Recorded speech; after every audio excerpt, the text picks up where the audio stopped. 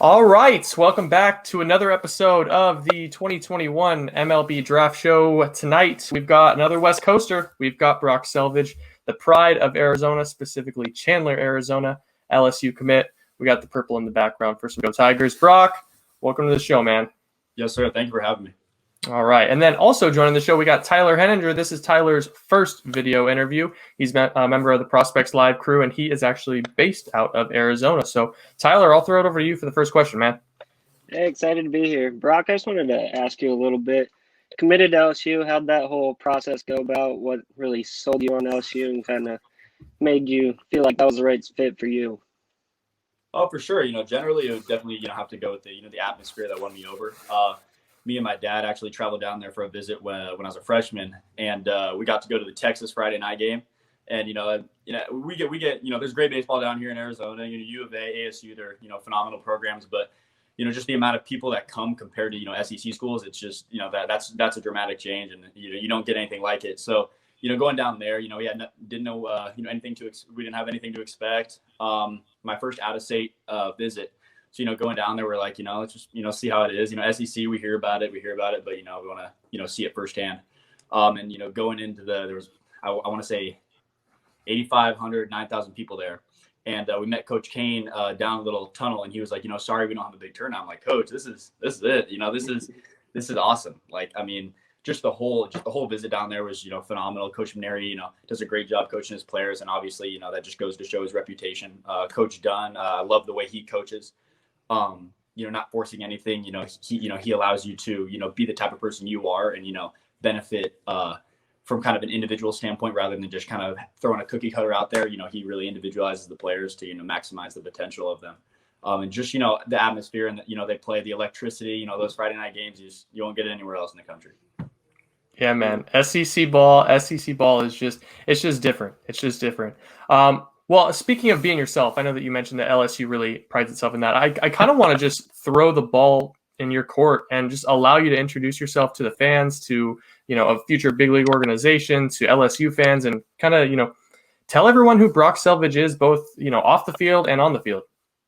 For sure. He's he's an athlete. I pride myself on, being that, two-way player, in high school.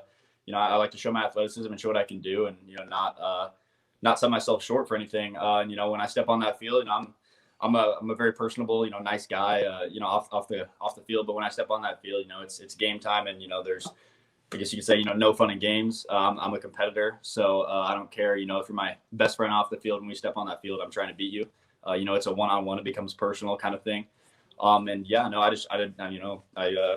don't feel like, I can get beat in any situation. When I step out there, obviously, baseball is a sport of failure, stuff happens, and you're not going to win every time. But, I definitely would bet on myself, in any situation, which is, and got a team over at Hamilton. We're a good team this year. I'm pumped to, hopefully, win another state championship and, show people what we got. But yeah, being a senior, it's it's given me the opportunity to kind of help lead, these young kids, to success and kind of show them what it's like, and also, put forward, that prime example, to help them out, whatever they want to do, whether it's baseball or just, learning, whatever, on everyday life. So, I'm from Colorado, lived most of my life in Colorado, for about 10 years, moved out here when I was 11, born in Texas, but moved to Colorado when I was like 9 months old. So I don't really remember anything. 3-sport athlete growing up. I stopped playing football and basketball my freshman year due to a glove arm related injury. Actually happened in baseball. Oh, really? Yeah, everybody's telling you you're going to get hurt playing football, stop playing football, and I don't get hurt playing baseball. So kind of ironic. That situation. What happened? I was actually in center field, and I was running to a ball in right center, and I kind of dove, across my body, and the right fielder slid feet first. Big old football player kid, and his quads landed right on my humerus bone, and just snapped it in half. So got a plate and a big old scar right there. But it's luckily it wasn't my pitching arm. That would have been unfortunate. But yeah, just those things happen. I had two choices. I could choose to show everybody what I got and come back better than ever, or take it and kind of put myself down. So. Don't let anyone ever tell you baseball isn't a contact sport. Exactly. I got no doubt you would have turned into a righty though. You would have made it work. Exactly. Tyler, what you got? You mentioned playing for Hamilton, one of the top squads in the nation, kind of priding yourself as a leader. How much do you how much do you focus on taking control of the team and kind of help you guys bounce back after a COVID cut season last year to a full one this year? For sure, yeah. A lot of people ask, what was our reaction to that? Considering we did end up finishing off the season, I think it was the top or one of the top teams in the country. My thing is just, the worst thing about that, situation is the seniors, because, when it gets down your senior year, you do it for the seniors. My sophomore year when we won state, that game is for the seniors. We're trying to send them off, and give them that experience and stuff, because, at that time I had 2 more years to get that experience. I was just about the seniors winning the game for them. But yeah, no, being at Hamilton, we got a very young squad this year. Only got like 4 or 5 seniors. Kind of showing them we got a lot of young commits actually, which is good because those are good baseball players that just maybe are raw and need to kind of develop their craft and stuff like that. So me helping them, that's all I can do. And also, when you're a leader to others, that just gives you makes you your own best coach kind of thing. When you're on that mound, when those little tweaks happen or you need to get out of a jam, those are stuff that you need to coach yourself on, not really have to rely on your coach yelling at you and stuff like that. So being the leader, that's always something I've looked forward to. Growing up, I was fortunate enough to be on varsity my freshman year. I know what it's like to feel lost. Like I know what it's like to be on that varsity team and kind of look for somebody to put me down that path. And I'm just kind of looking forward. You got a couple freshmen on this team and just kind of showing them what it's like because I know what it's like to be in this situation. Brock, I don't know if you could play in the big leagues for 20 years, but I guarantee you're going to end up a pitching coach somewhere with just your mentality. It sure seems like you're a leader of men. I want to jump back into who you are on the mound. I thought I had seen that you had a baseball in hand. So I'd love to see kind of what your pitch mix is, your different grips, and how you like to attack hitters. For sure. I think myself as a power pitcher with velocity and hard break to my pitches. So yeah, I definitely I'm going to attack you. I don't care who steps in the box. I throw best MLB hitter. I don't care. I'm going to pitch you the same way just because I trust in my stuff. I know the odds of baseball and it's in the pitcher's favor. So you want me to show you my grips? Is that what you're asking? Yeah, let's see them. For sure. I love my 2-seam fastball. Just kind of hold it under. I know a lot of people tuck their thumb and stuff, but for me, it's just the comfortable spot is just kind of holding it 12-6. The 2-seam, that's my go-to for fastball. It's just always been. Didn't really actually know how to throw a correct 4-seam, I guess, until last summer. Caleb Bargo with the Giants actually kind of helped me out. He was just like, you're holding the ball wrong, just flip it over. So like, all right, and that now I throw it. So my 4-seam's like this. Give like a little pencil room in between. I was originally throwing it, horseshoe in, but I just kept cutting it. Wasn't able to locate where I wanted to, and he's just like flip the ball. It's like, all right, well, it feels smaller now, and it's working out better. So my changeup, it's not necessarily a traditional grip. It's not a circle. It's just kind of here. It's kind of just honestly just kind of like on my 2-seams. I throw a 2-seam with these 2 middle fingers, and this kind of just off. Just kind of same amount of pressure on my pinky and index finger, and then my thumb just kind of rests halfway under, halfway not for control. And then my slider, that's kind of my bread and butter, especially over summer. Just kind of right above this horseshoe is where these go, and this is just kind of hovering over the seam, and just pull down, rip it, throw it as hard as I can. And then curveball is kind of a pitch where I could honestly throw it with my index finger up in the air. And that's just kind of to get that spin and that feel of it kind of rolling off right here rather than having it roll here and kind of spike everything. So yeah, and I hold that probably a little bit more into my hand. I still have like space in between here, but I don't necessarily hold it loose like I do my slider and fastball. So that's kind of a pitch that'll sit in my hand and allow me to spin it more, I guess, and see how many times the ball can spin before it gets to home. So yeah, those are my 4 pitches. So 2 questions on the changeup. Your pointer finger and your pinky, you were really lagging those off the ball. And the changeup is the most fascinating pitch for me because every single guy throws it different. You just have to find the feel. Do you place any pressure between those 2 pitches, or do you kind of let them ride out? These 2 fingers? Yeah, the pinky and the pointer. Are they on the ball? Yes, they are on the ball. So, the little, bone in the middle of your finger, I don't know what it's called, the little bone in the middle of your finger, that's what applies the pressure and just kind of, I mean, I could throw it with just like my two things off, but that's putting pressure in there. I could, rest it like this with my pinky. This could stay up or out, but just as long as that applies the same amount of pressure, so I'm not cutting it and I'm not, going pronating too much, it'll kind of balance it out and keep it all compact. And then second question is, how do you like to differentiate your pitches between righties and lefties? Is there a way that you like to attack different handedness? Oh, for sure. There's a lot of things you can use to, benefit you in certain at bats. And, my two seam, I'm a lefty, so that's going to run in on a lefty. So I might throw, inside two seams more than I throw inside two seams to righties. Just because that's just, how it plays out. My slider, I might try and break it off. I try and break it off a lefty's hip, rather than his knee. On a righty, you would kind of break it off his knee to kind of put it at that back foot.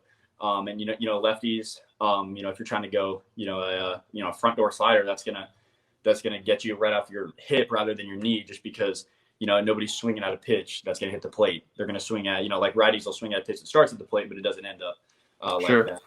But for sure, I mean, my put away pitches, like I said, lefty, righty, my put away pitches are my put away pitches. I don't, think too much on the mound, what I'm gonna throw. And people ask, what do you throw this hitter by looking at him? I'm not going to know until I, see his practice swing and read that, or, or he's going to step in the box. And so don't really, pinpoint, picking kids differently, based on, their appearance or their, reputation. Okay.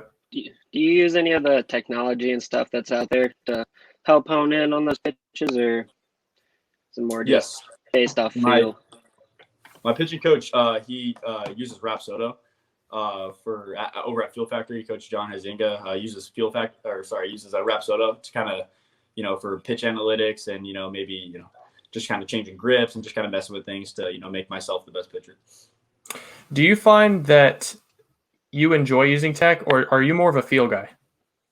For me, it can go either way. The most recent bullpen I threw, my midweek bullpens don't have that technology, and I like it.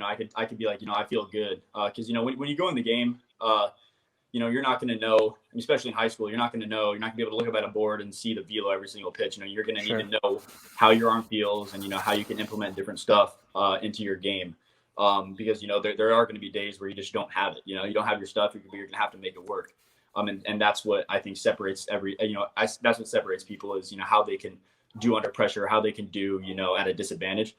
And that's what like going back to being your own best coach, you got to know how to battle through those obstacles and handle adversity, rather than just kind of maybe you're starting baby stuff, or this isn't working, so I can't throw this, and then you start getting hit all over the place. Just kind of handling pressure is probably the most important thing. So last summer, you did almost every showcase that was out there. Your name was always being floated around. I want to know, is there an at bat that kind of sticks out for you, facing a batter from around the country? And did you, in that specific at bat that comes to mind, did you learn anything specifically from some of those more advanced national hitters? For sure. One at bat, probably go to I faced. Actually, this wasn't. I'm trying to think for this summer. I know of one last summer that was pretty tough. That was I faced Pete last summer, Crow, and that was at USA's. He showed up for the last day to play at Miller Park, and for him is first pitch, he's hacking, he's ready to go. So after that, it was that he's a lefty, so I ran a two seam in. He barreled it down the opposite line, which I was kind of surprised, because you don't really after an inside pitch and he barreled it to the other side for a foul ball. So I was like, all right, so what am I going to do next? And for there, so obviously I could see his hands are quick, so I got to get his hands away from his body. And so then I went outside slider, just kind of get his hands. He laid off, and then just kind of for that. What I learned from that is basically people are going to have different strengths, and that's what you got to learn and kind of build off of that, rather than be like, okay, everybody's hands aren't going to get into that pitch. You got to realize that people are capable of getting that inside pitch, no matter how hard it's thrown, and what you're going to do to bend a breaker over the next pitch, or just how you're going to use your ability as a pitcher to change it up. We heard you talk earlier about taking pride in being a two-way guy and swinging the bat a little bit. How much do you enjoy getting in the box? We saw opening night, I think you had 2 home runs. How is it getting in there and getting a couple swings in? Oh, I love it. I mean, when I step in the box, like I was talking to my dad about it. It's like I just have fun. Like I love it. And pitching too, it's fun, but also like pitching, I got a way different mentality than I do at the plate. At the plate, I'm like let's do it. Like I'm just having fun. I'm smiling. It's and that's also and going back to like the leader role, that's another way that I'm able to incorporate like leadership skills to my teammates, because I also play the field. I'm in practice, I'm doing the outfield drills. I'm getting to know players. I'm not just getting to know the pitchers. I'm not a PO. I'm getting to know everybody. Which allows me to create those bonds and relationships with my teammates to kind of use it when I pitch or use it when I hit. But yeah, no, stepping in the box, that's fun. I love it. And yeah, hitting home runs, that's awesome. I just enjoy it. So I got two questions for you. The first one would be, you went through all those Zoom interviews in November, December, January, just kind of getting to know area scouts and getting to know big league organizations. Is there a question that stands out that was kind of like, wow, that's kind of a funky question. I didn't expect to hear something like that. Yes, actually. There was one. It was, shoot, I got to think of it. Can we come back to that one? Because I'll think of it. Yeah. Okay, I'll give you the other one. You're an accomplished guy, so I want to know, have onlookers, have family members, has anyone kind of compared your game on the mound to anybody in the big leagues? I mean, I'm not really sure what, I don't really know what people would, compare me to, but I know what I compare myself to. Yeah, let's hear it. So, I mean, definitely the mentality, I love how Max Scherzer plays the game. When he's on that mound, it's almost identical. It's, he doesn't care who's in that box. He is a vicious competitor, and he has that bulldog mentality of he will not lose. And, that's what I emulate my game off of. When I step on the mound, who's in the box, like I said, things happen, you'll get hit off of and stuff like that, but I will not lose. Like, I mean, I have 100% confidence in, every pitch I throw. And I feel like, that determines, that separation from, other athletes or pitchers, in the country, is that, like, I don't want to lose, and I'll do anything I can to not lose, and use everything. So I get that from you. I get that bulldog mentality from you. That's for sure. All right. Well, we'll come back. I thought of the question. Okay, let's hear it. All right. So the question was, how a team asked, actually a few of them were, how do we know? How is somebody going to know that you're at your last straw? Like, how is somebody going to know when? Not necessarily something's getting to you, or when you're about to break, kind of thing. Like, when you're about to show emotion to maybe a situation or something that happened in the game. And honestly, my answer to that was kind of going back to all like the mental work that I do with my pitching coach. And it's just like, there's a lot more to the game than throwing a baseball, especially on the mound. You got to know how to compose yourself and, have a healthy mind. You can get out there and be a thrower, but you got to know how to be a pitcher. And know how to handle stuff like adversity that happens, and it's going to come. You got to control what you can control. That's what I said. You got to control what you can control, and let the other stuff fall into place, because there's going to be things that happen, and you're going to want to scream, you're going to want to freak out, but you got to know baseball stuff happens, and you got to like reset yourself. You got to find your breath. And, you got to just know, like, there's always next play. That's the best thing about baseball. You'll play the next day. Football's once a week. Baseball's 4 times a week. And it's just, you're always going to get another opportunity. So don't try and stay stuck in that moment, and, kind of figure out something to make a positive out of it. If, say a teammate makes an error, you got to be like, okay, well, I'm going to get you double play. Tell them, I'll get you double play next time. Let's go. I'll get you a ground ball or just something like that to kind of boost the confidence and, make their mentality, positive, rather than, getting down on the last play or stuff like that. Love that. I mean, personally, I never came close to playing college baseball, but I definitely don't have the mental fortitude to step onto the mound. If I gave up a home run to Vandy and they stomped on my home plate, I would lose it, man. There's absolutely no way I would survive. So, Tyler, you got anything else, man? Just one more to wrap it up, kind of as you're approaching the end of your senior year here and getting ready to take your next step forward in your baseball career. What's kind of a goal you've set for yourself this year, kind of some things you're targeting going forward? Oh, for sure. My biggest goal is, as a team, I want to win a state championship. Our coach, he talks about, a lot is, well, what's our biggest focus, and win the next game and stuff like that. I mean, we have on this current team right now, we have only 2 players that were a part of that state championship win. And, to kind of, show them, like I said, you got to show them what it's like. They haven't been a part of it. They haven't experienced that playoff pressure in, high school baseball. And, it's the pressure's fun. Like you got to love that. You can't be afraid of it. Big time spot, bottom of the 7th. You want that ball. You want that ground ball to spin that double play, just, I feel like, another one of the biggest goals, winning Gatorade was super awesome, as a junior, and, having the opportunity to, maybe win that again, that would be awesome. But for sure, I definitely, my biggest thing is I want to leave here, like having my teammates and even coaches just say like that he wasn't just a baseball player. He was somebody that was like inspiring to like the players. He helped people, he wasn't all about himself. He didn't just, do his thing and not care about anybody else. So, I don't want to be noticed as just a baseball player. I want to be known as, just a good human in general. I feel like, that goes back to just everything. My parents are always making sure that I make sure everybody's, taken care of before I do it. It just goes into everyday life that, my parents raised me, and they did a good job of just kind of making me a good young man. So that is a good answer, Brock. I'll tell you what, consummate professional, bulldog on the mound, future big league manager, future big league pitcher, Brock Selvidge. Thank you so much for joining the show tonight, man. Really excited to see what else you got in the tank this year. Yes, sir. Thank you very much.